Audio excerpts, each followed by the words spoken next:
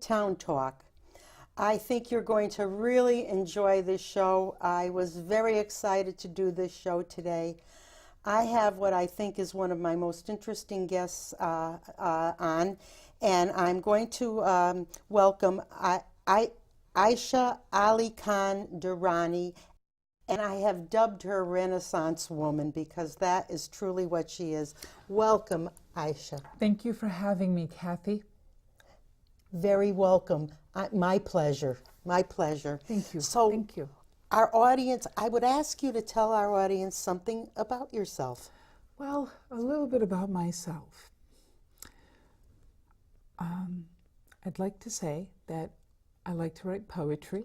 I've published a book, Okay. Beautiful Flowery Swans by Aisha Ali Khan. Hold It's a that up. My poetry husband book. will get it in the shot. Let's see. Wayne, if you could get the shot, that would be great. Yes, Does he have it? yes. He has the shot of your little book there. Thank you. And the name of it again? Well, Beautiful Flowery Swans. Oh, Swans are beautiful. yes. They represent love for me, and I really like being around them. Very, when I go to very elegant creatures, aren't they? Yes, they are. Yes. Yes. So, would you like me to read something from my book? Please do, and Okay. pick something.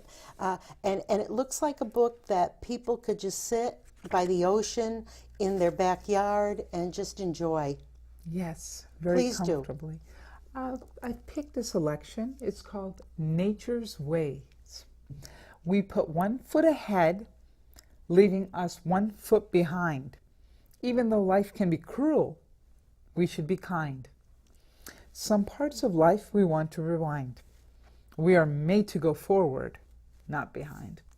Very nice. Yes. Would you like to hear another? Yes, let's do another. Okay. This particular one is called Red Rose because I'm passionate about roses and I think they're the most beautiful things created by. Oh, that Yes. June. That's my birth month, and roses, the flower. Excellent. Excellent. Good, good. So, Red Rose. Petals floating in the air. So shiny your skin, so fair. Beauty so vibrant. Beauty so new. Flying so high, yet soaring so low. Out of the window, you can see the flow. Swaying back and forth again. What a beautiful time to befriend. Wonderful. Thank you. So, Thank you. Read one more. one more. You'd like to hear another, Kathy? Yes, I would. Okay. Read one more. Okay, let me pick one. Is this book easily able to get? Is it in the libraries? It has been put in the library within the local libraries, Derby Neck Library, Plum Memorial Library, and the Derby Public Library. It was published back and put into the library, I believe, in 2012. Wonderful. And it was there for a little while, circulated. And I'm going to do Sweet Petals now. Sweet petals. Okay. A rose for your sweet talk, as gentle little petals fall, silently like light feathers. Hand in hand we walk, his shiny eyes like the reflection of the moon. The tide pulls me over so soon. Very nice. Tell us the name of that one more time, the name of the book. The name of the book is Beautiful Flowery Swans by Aisha Ali Khan. And Aisha, you know what I might do throughout our discussion here is that if we're talking about something that is spiritual or what, I might ask you to refer to something if it clicks in your mind that you have a poem that kind of dovetails off of that. We could read the poem at the same time, you know. I did see a little bit about my background. I'm from Pakistan. You're from Pakistan. Yes, Very interesting. yes. A place in the world that most of us know very little about. Yes. Okay, so I did write a poem close to that. It's called Allah Bless. Allah bless. Allah bless Pakistan's imaginative national dress. May Pakistan progress all of my heart and all of my love. Pure to Pakistan, pure like the color of a dove. I pledge to be a pure Pakistani. Wonderful. That kind of excites an idea that's going on in Pakistan right now. We currently had our elections. Yes. So what's been put into place is the new Prime Minister of Pakistan. Let's see what he can do for us. We're waiting to see. His name is Imran Khan.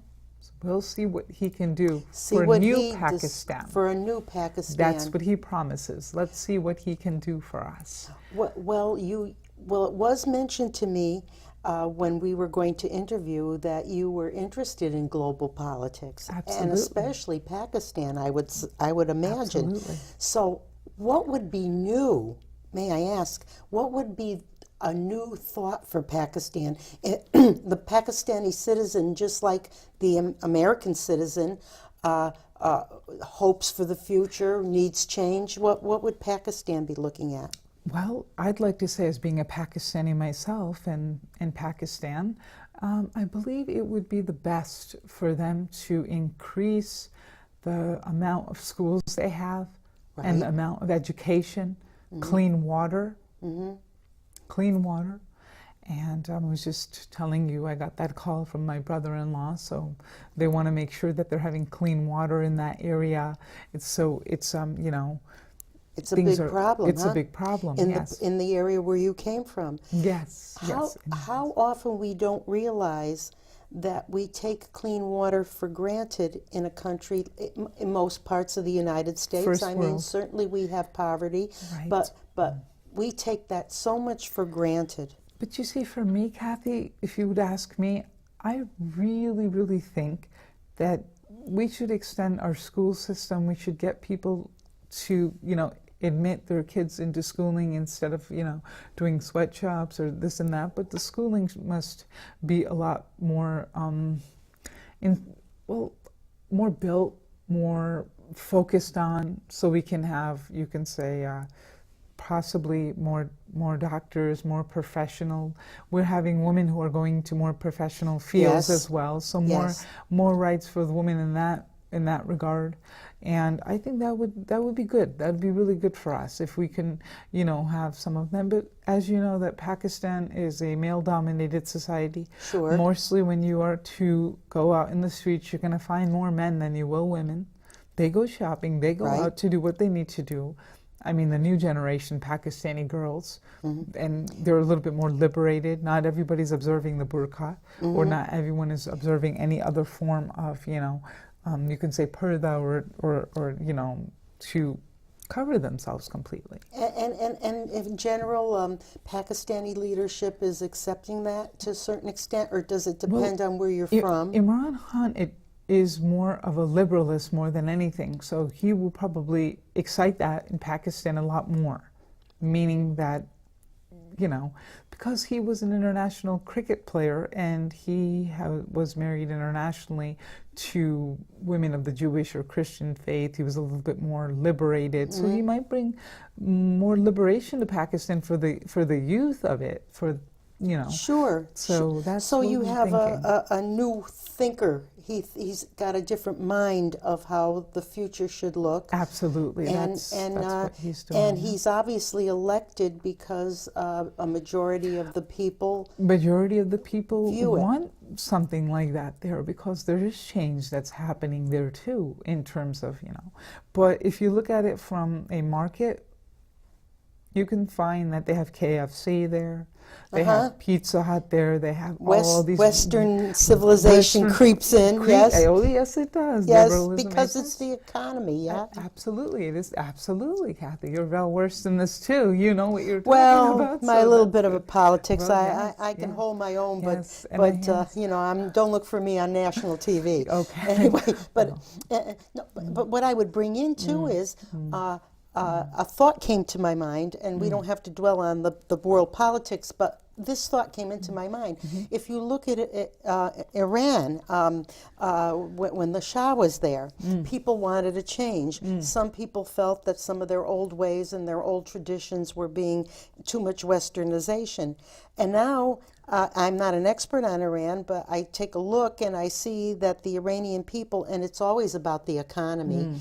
And we had that phrase during the Clinton administration in the United States, it's the economy, stupid. You know, it's always money. So now they're suffering in Iran, and I feel a change moving there. I don't know. How see you? Well, what I'm trying to say is you can say that America has a dollar currency. So currency is sort of looked at that way too, because we have the rupee, and in $1, there's 100 of them. So now you know where the dollar stands, and the dollar is powerful too. Right. So the thing is that then when we visit Pakistan, we take the dollars from our currency, United States currency, and we Bring put it them into their currency, and we go shopping. You and have a ball. we have yeah, you can say literally and you know, the food. You know, industry is doing good there too. Like I said, the fast food. Then you have shopping malls, and in Karachi, that area of Pakistan, they have like it's like you're walking in New York or something. So they're very much. It's also a very developing country. It is developing very rapidly, and I don't know too much to touch upon Iran. I have never really been there, but I've been to Saudi Arabia. Well, they're very forward too, yes. Yes, they are. The princesses are allowed to drive. Women liberalism to happen. You can say Western liberalism. And you know, I think if you want to ask me, is that a good thing or a bad thing? Well, I think it's a very good thing. The education, to have the women progress. Sure. Now I'm going to tell you something a little intriguing, and maybe you never viewed it this way. Okay. Now, you're over in Pakistan, you're over in Saudi Arabia, you're over in any Islamic or Muslim country. Okay. Do you ever wonder to yourself, now why are the women here dressed in a burqa or a hijab? Well, you know what I say to myself? That in my mind, I feel that it was a way of protecting your most precious jewels, your women. That's how I thought that they thought of it. That a woman was so important to the center of the family that protecting her in that way was a precious thing they were doing. Kathy, that's a wonderful way of looking at it. That's how I grew up looking at it too, and I still to some extent look at it that way, but they try to do this too because they're covering the women as a form of, they sometimes out in society, when it's crimes, women sometimes commit more crimes, moral crimes, than of men. Wow. So that's why to keep the women in control as well is to let them be covered and remain respectfully to the man they're married to be the sister of that brother who wants the protection for his sister. The same thing. So it kind of works both ways. But yeah, immoral activity is less when a woman is covered, respectful, and adheres to some of the moral, choices and the moral ways of what's supposed to be. Well, you see, the United States made that slippery slope in the 60s into the 70s, where we were going to have everything open, and certain mores and morals were breached. Some were ridiculous, some were not allowing women and all. But along with that freedom, you still need, would you agree, a certain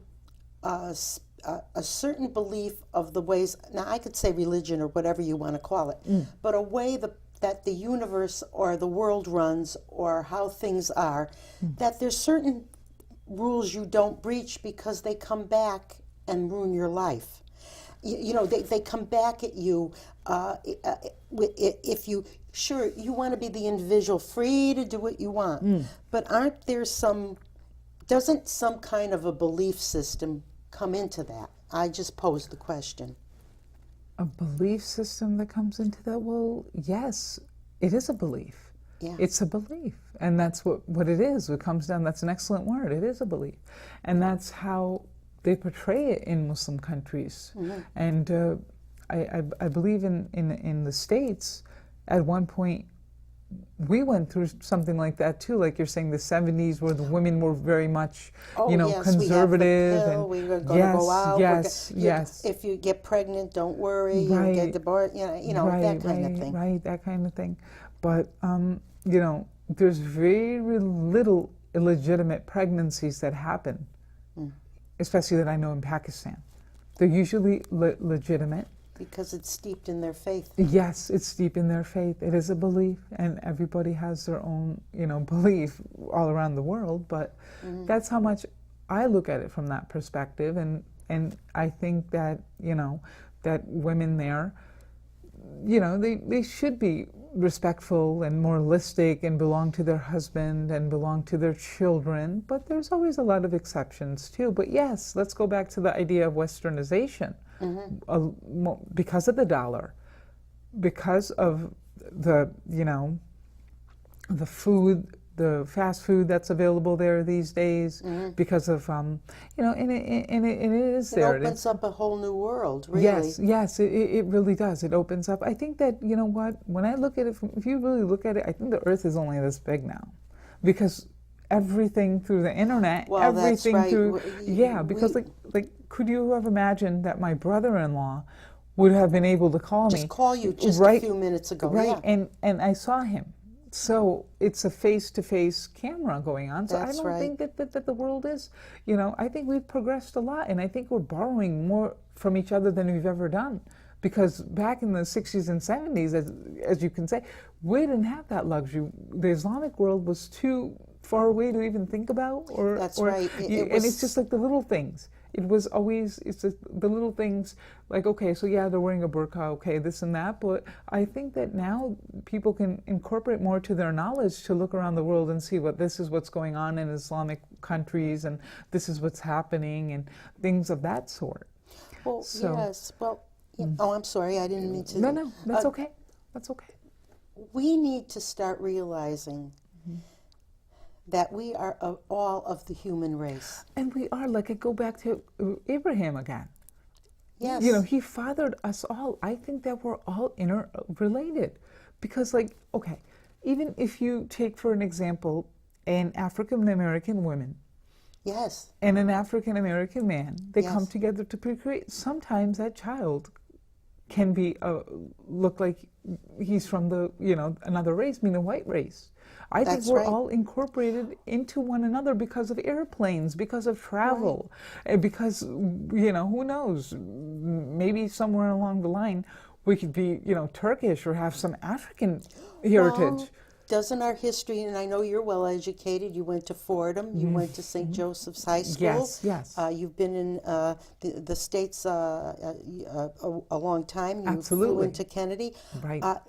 Isn't it that we learned in school that the seat of civilization came from Iraq, the Fertile Crescent, somewhere in Iraq, that part of the world? See, everybody has their different theory where the world originated. Sometimes some people think it came from Africa. In that area, Right, that area too, because they had so much. They had so much in that area because they had the pharaohs were there. Right. Moses was Yes, there. the Nile. Right. Yes. All of that. I think Right. that's where the Fertile Well, Crescent. that would be towards Egypt. Yes. So Yeah, there the you Fertile go. Crescent. Yeah, Yeah. absolutely.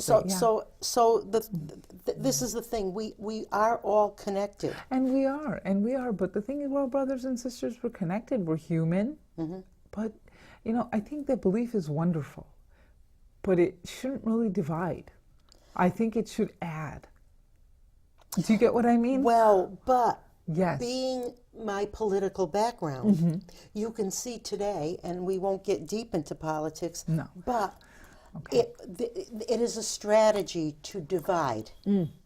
To have a narrative that will divide people. The old adage, divide and conquer. Right. And that has been done by Western society, Yes. by England. England has, played a great role. We, in August, we got our independence from England. And so did India, back to back. Oh, yes. Yes, and they were here too. They were here in the States as well. They were here in Connecticut, the Redcoats. Sure. And so... Yes, they were. Yes, they were still yes, hanging around yes, they Long were. Island. Absolutely, That's right. absolutely. I did a book, yes. Hurry Down Guntown, where they were still, after the Revolutionary War, Right, watching little us. country over there in Europe, but they were able to conquer most of the world. So that kind of gives us a little bit of a Western touch. Sure. Because we've had that, because, you know, we have British schooling. Here we have that, the American system, the 4 years. Mm-hmm. But they have the British system running in Pakistan, so they're taught British literature. They're taught through the British curriculum. That way. That way. So that's how they're raised and how they're, you know. So there's they that played influence. a strong role. They played a strong role in colonizing us. Well, but that part of the world played a strong role in influencing. For instance, we're so used to seeing the pipers and with the kilts and everything like that. Okay, yes. We're so used to seeing that, but the instrument, the bagpipes, came from the Middle East. Absolutely. They adopted them and brought them. Like good folk music, we have a history of that too in Pakistan in itself. Flutes and things like that. Sure. And Lord, we have a real strong history. So now you are bilingual, you told me. Yes, I am. Yes, I am. Now, what is the speak, language of Pakistan? We speak Urdu. Say that again. Urdu. U-R-D-U. Urdu. Urdu. Yes. Urdu. Yeah. Yes, and that was the language that was used in Pakistan for quite some time. Mm-hmm. So possibly it has different dialects too. Sure. Punjabi.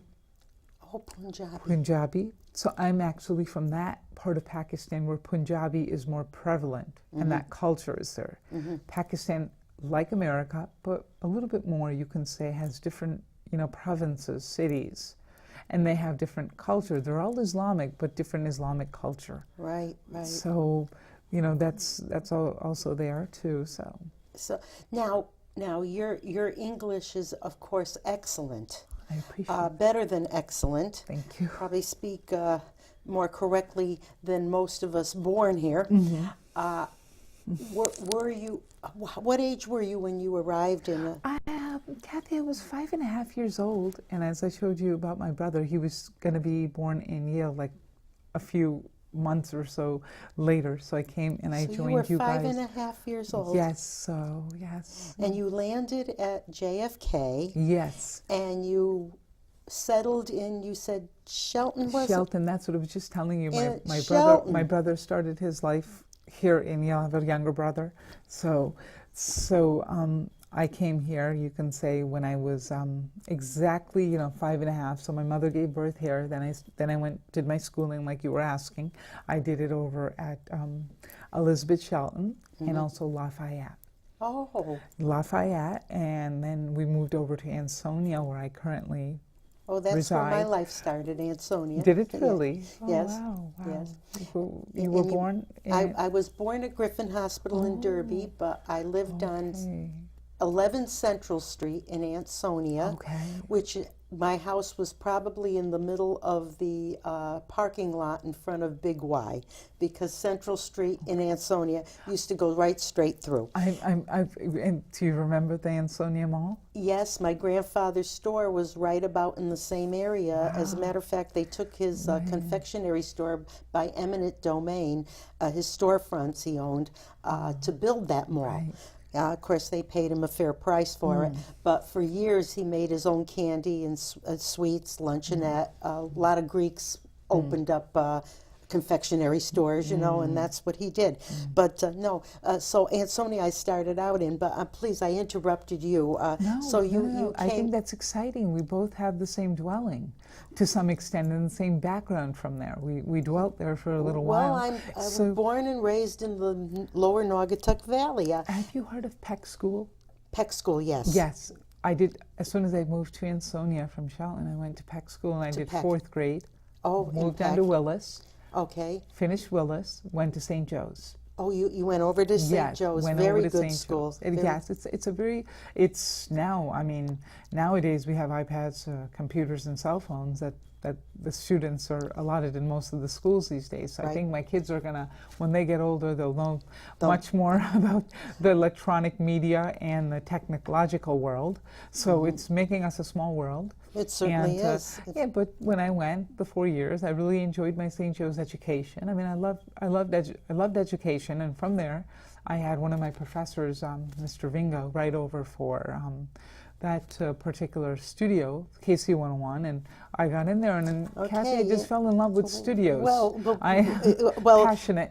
We'll go to the studio, but before we leave the subject, I had something to say to you, and I want our audience to understand this is a wonderful conversation. I want you to realize that you have a Christian woman, Kathy Johnson, Orthodox Christian, and we have Aisha, who is a Muslim woman. Yes. And we are sitting at this table very respectfully, Absolutely. enjoying each other as women and people, and I'm learning a lot from you, and we're having this kind of discussion, and I really would hope that in this political climate that we would all realize that these are narratives that choose to divide, choose to play politics, choose to push a narrative, that we're sitting here as two people talking about world affairs, talking about your poetry, talking about where we both came from.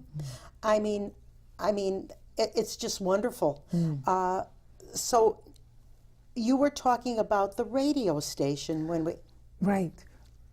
Like I said, I really enjoyed KC 101, especially Yes. in the 90s with Sure. Samantha Stevens, Mark McCarthy, and I remember Kelly her Nash. name. Yes. Kelly Nash. He was also, I mean, I would call up the station and do, the top 5 at 9, Yes. the charts and things, and introduce a song. That'll be nice. And then I would, have, it was really interesting. So, Kelly Nash, one of the DJs, sent me a really good prize for being his biggest fan. It was the tickets to With Honors.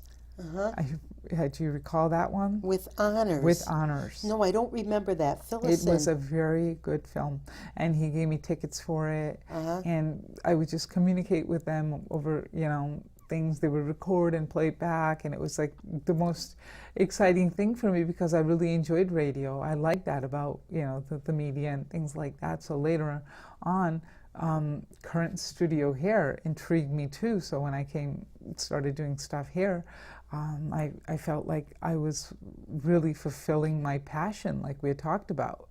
And I like writing, and I come in here and I have that singing show. Well, yes, that's why I called you the Renaissance woman, because you're a writer, you sing, you have a voice. I mean, that's wonderful. You're interested in world affairs. Yes. Very interesting to have you here. That must have been quite a lot of fun to help out at that radio station, because you did tell me that you were an intern there. It was, She helped me announce songs sometimes, and we also would play different CDs, Right. different tapes, and then there was a legality. KC 101, Hampton, New Haven, and Yeah, they would to have come in with that. Yes, the yes. disclaimer about that. So it was always was nice. Would I be putting you on the spot to sing a couple of lines of a song? Can you sing a cappella? If you're not comfortable with it, I apologize to our audience, but I No, I'll be comfortable with it, but it's just that I got to pick something off it because I did a show with a lot of music and things like that. So if something comes to you during the conversation, just break out in song. How's okay, you're great, Kathy. You really are great. Just break out in song. Well, I mean, like when I do the singing. Allahu Akbar, Now that was in your language. yes, it was. And what did that mean? That means that Allah is great and we all belong to Him. Yes. And isn't Allah another word for God? Or how is that? Well, actually, Allah is the divine universe who created us all, and his messenger, we believe, was Muhammad. Muhammad. Well, yes, it was like what I touched on. There are some the universe is in a certain order of the universe that doesn't change unless the physics changes someday, mathematically. Right. But it is in a certain order, and at very least, that's your higher power, the order of the universe. Absolutely. Absolutely. The order of the universe. The Have I order of got the- it? Yeah. That's exactly how I view. Yeah. That's it. The order There of it the is. universe. That's him. Yeah, that's there it is. And we believed as Christians that we believe that Jesus is God in human form. You're saying that you say that Jesus was manifested by God, so he's a manifestation of God. Well, actually, I don't want to pretend that I'm an Orthodox priest, but Okay. we believe that the Holy Spirit comes from the Father, or And the you would Son and the Holy Spirit. but we say it comes from the Father, and together with the Father and Son. It doesn't. We don't say it comes from but comes from there, but together with the Father. A little different between the Catholics, and of course I don't want to talk about dogma and things like that because you get yourself in a mess. I remember that being one of the courses I took when I was at Southern. At St. Joe's. Right. That's right. Which I've I had so much might schooling, add. I'm getting Which I might Right. add that you are a Muslim woman who went to a Christian school simply for the education, but you learned about Christianity. Nothing wrong with that. Roman Catholicism, yes, yeah. There. So, anyway, but yes. So that was interesting that you cleared up the Allah, because I would think that Allah is another word for God, but in a way, the universe. And it's like, it's intellectually, when we view it that way, that's how I view him. That Right. he is the order of the universe. He started the universe. Right. Then we fall to the creation story. Oh, well, we could get well. Of course, all these. What are those things you don't talk about at the dinner table? Religion, politics, and children. Well, being of Greek and Italian ancestry, what do you think we talked about at our dinner table? Religion, politics, and children. It was a symposium on a daily basis. From philosophy, all that. Anyway, go ahead. Right. Yeah. Okay. But you were saying about the God and that. Right. I view it from that perspective. Of course, everybody has their own perspective and how they view, because in the end of the day, it's a school of thought.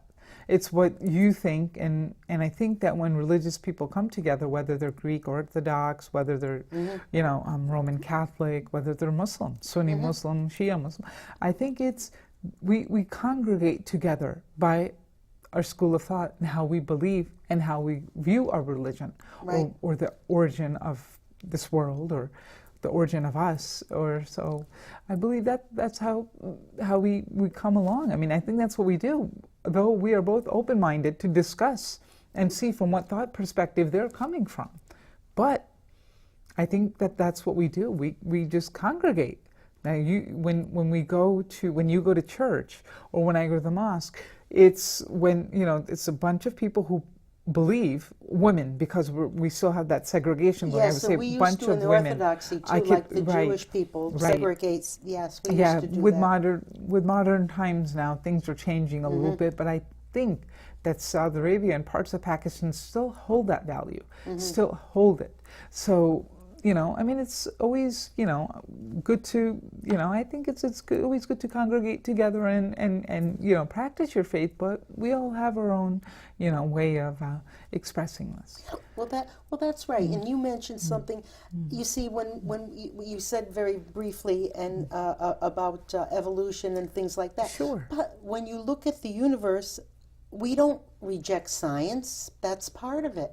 Well, of course. I think is science is everything. It's how we understand the universe. It's how we understand the universe. It's how we understand each other, or things around us.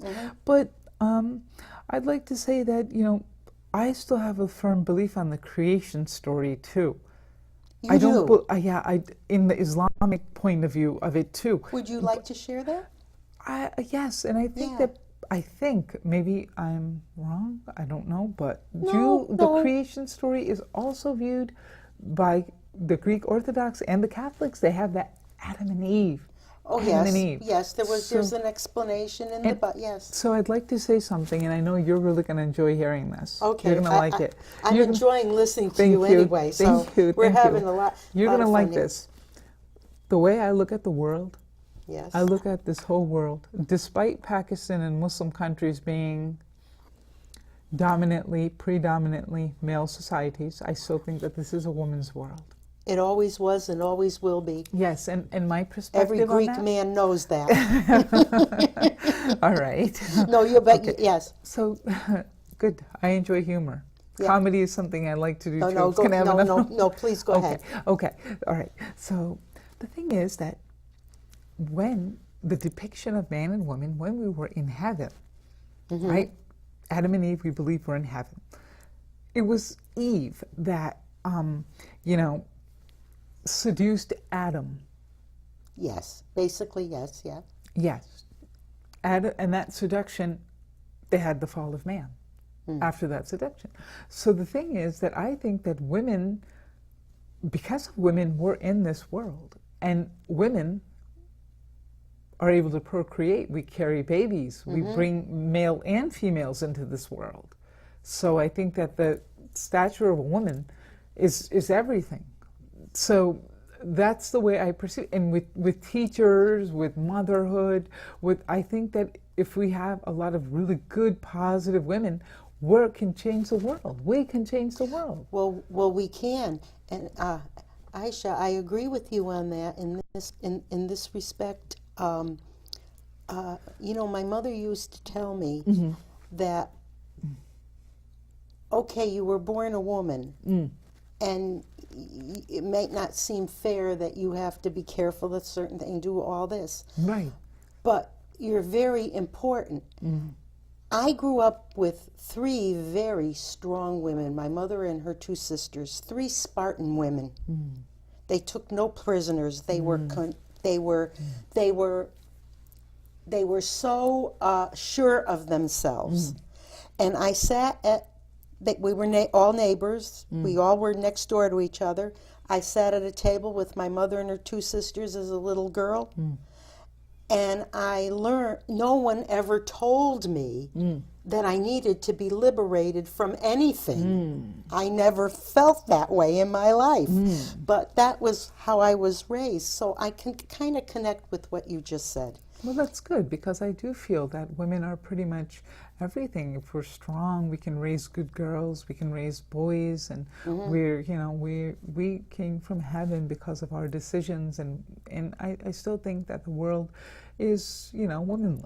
So I do too. Because I mean, even the boys, when we raise our boys or husbands, and it's us who gives them the strength, the confidence, the ability to be able to become something and do things, and it's women who do it more so than the men, and we procreated, we did, we came from heaven, and look at all the things we're able to do. Though I still believe, on the other hand, prophethood and presidential elections are always given to males, because there is a little bit in me that feels that, yes, males have that sense a little bit in us of superiority.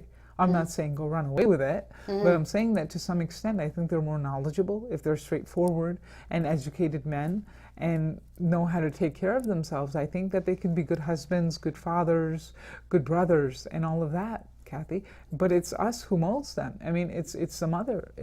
Now you're married. I think my husband's mother or your husband's mother, that's right, molded him to become the man he is today. That's right. And she was also a teacher back home too. His mother, my husband's mother, right, and she was able to teach him as well. So I think that it is a womanly world, and in the Western societies, America, and more so parts of Europe even. I can't say for all, but there's a more of a woman population in this country than there is males. For some reason, when you go to the Middle East, sure, there's women there too, but there's more. They are giving more birth to males more than females. That's an interesting. Do you have any inkling as to why that might be? I, I, I don't know. I can just make a, I wouldn't say guess, but I think that's possibly because males from that side of the world are being, you know, I don't know how to use the word killed, maybe, or by wars. You're So losing maybe a lot the of men. Yeah. yes, the population tends to go that way, and I believe that I don't want to get too critical in this, but No, the states has less males because of some of the places they went into for wars and Sure. places like that, because women and children are, you know, save women and children, that kind of thing. Yeah, yeah. Right. But, you know, so they put their life on the line for us because they're males and they're supposed to be tougher. They're supposed to be, you know, that kind of thing. So it's just, even if you go to Saudi Arabia, even if you go there, I mean, in the marketplaces, everything there is run by males. Sure. And obviously they're here because of a female. Sure. So Sure. that's And you do realize that some of our sisters out there would think that our thinking or that thinking is like, you know, we might not fit in exactly to the, what do you mean a man is presidential, a man is the, I think we have I don't want to kind of view like myself something as like a victim. Joan of Arc. What? Something like Joan of Arc. Yes. Who kind of, you know, in a Western society, you know, had that image that Sure. this is what I am. Yes. But she ended up being a heretic towards that society. So the thing is that yes, Western women have tried that, but if you look at the Islamic culture, it's just the women that the Prophet Muhammad married. Like Aisha was one of them, Khadija was one of them. Now, she was a merchant by trade. So she was a businesswoman. She was a businesswoman, a merchant by trade, or, you know, across the Middle East. So the thing is that, yes, they do have high places like, you know, Mary, the mother of, you know, you'd say the mother of God. Yes, they, you know, they have that, but... You know, well, you know, well, I lost my thought here, but on the women thing, that's another thing that I think that we have to stop doing, is viewing ourselves as victims of anything. You know, victimizing our situations. You know, well, yeah, are we I really understand. victims? Yes, well, I mean, now we go back to Pakistan because that's what I'm, you know, have knowledge of. But the thing is, yes, women are victimized to a great extent. Okay. Yes, they are back home. Some parts, you know, it's all about education. In the end of the day, you have an educated male, an open-minded male. He'll let you go out and do what you need to do. Do you need to shop? Do you need to go? And do you need to fulfill your desires as, you know, like I'm given in the studio? Or do you want to, you know, be open-minded about things? So, you know, that's, but I think that victimization on women comes from a lack of education. Yeah. Educated men don't really victimize women. Well, education is very important because the Prophet Muhammad said, extend yourself to go throughout the globe to find the right sort of education, because education is a very important thing. Without education, we're not civilized humans. Well, let me ask you something. That's a strong opinion that I have. So. Well, no, but, and yes, and I I think mean? you're correct on that. Thank you. Because it brings me to this. Right. You take a lot of people from Saudi Arabia or from that part of the world that get their education in the United States. Absolutely. They come here to the best universities. Pakistan as well. Pakistan as well. India, they come Pakistan. here, India, yes. and they're educated in what we're considered the Western world. Right. And why are they so afraid of Westernization? I guess they feel it'll be immoral, but it doesn't have to be. Right. Yeah, exactly, Kathy. That's Did I wonderfully hit that? put. Immoral, That's but it doesn't have to be. That's a choice. Right. Yes. It's a choice. It is. And so I see that the world is afraid of Western civilization. But you know what? Majority is authority. That's what they're afraid of. Do you get what I'm trying to say? Yes. Because if the majority of women start becoming totally westernized, that might jeopardize some of the Islamic values that men hold for us. Do you get what I mean? So that's Well, why maybe they're seeing it from that perspective, Kathy? can you move it backwards, which I always find in politics, if you take it back, follow the money. Yeah, it always seems to come from who is controlling the biggest amount of money, or who has investments, things like that. I mean, if you look at the big globe, there are people out there that are worth so much more money than we could ever imagine, Right. some as wealthy as some countries, okay? And where their investments are depend on what politicians they pay for and what politicians support what they need to keep their investments making money. So I wonder if is money involved in that at all? Well, in terms of westernization in Islamic countries, you mean? Well, yes, that could dovetail that way, yeah. Well, Kathy, the thing is that to some extent it makes perfect sense to look at it from that perspective in terms of money and currency, because if you look at the high-class Pakistani society, it's not that much different than the high-class, say around the world, like USA, and this I could see that, but the thing is, it's more of a belief that's challenged. Majority is authority. Why did I say that? I said that because the majority of the women want to have that sort of lifestyle that may be jeopardizing the men's belief of how the women in that society should be portrayed. Do you know what I mean? They feel threatened? Yeah. I think it is, because okay, it's always good to have fast food. It's always good to have the dollar. It's always good to go shopping. It's always good to westernize and throughout the globe. But the thing is that I think that they think that the type of provocativeness that's now being involved in the liberation, that might be a problem for some of the the Eastern men, and how they're portraying that. So that's what I think might be, because a belief is challenged if she's not fully clothed, or she's not. They're worried about other men, really. Looking at these women, they're worried about the women wanting something more than what they have. Right, and that's something that they feel. And now, is that trending totally Islamically or not? That depends on the person who's holding the belief of what they believe Islamically, of what it should be tied into. But I think that, if you ask me, 99% of the westernization of women or societies is good.